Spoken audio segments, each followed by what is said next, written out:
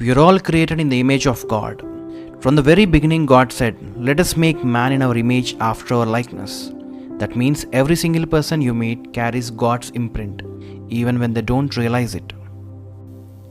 When Christ died and rose again, He gave us salvation, redemption, and justification. The old is gone, a new creation is born. Paul said, "It is no longer I who live, but Christ who lives in me." This is the greatest mystery.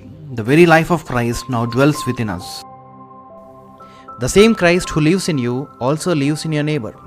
And even more challenging to accept, the same Christ lives in your enemy too.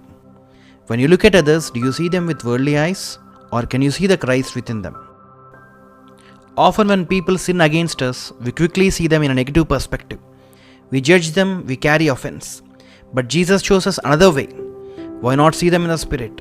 Why not recognize the real battle is not against them, but against the powers and principalities working in the unseen realm?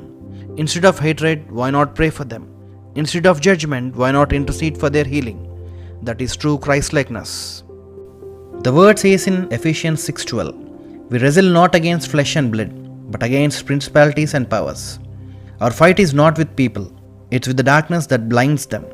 When we pray instead of judge, we partner with Christ to break chains in the spiritual realm. We know these deeper truths, yet so often we still think in a physical way. We argue, we condemn, we hold grudges. But Christ calls us to raise higher, to see with spiritual eyes, to forgive and to love as He loved us. So today, let's make a choice. Don't see people through judgment. See them through Christ. When they hurt you, pray for them. When they fail, forgive them. Remember Christ in us, the hope of glory, and that same Christ can transform them too.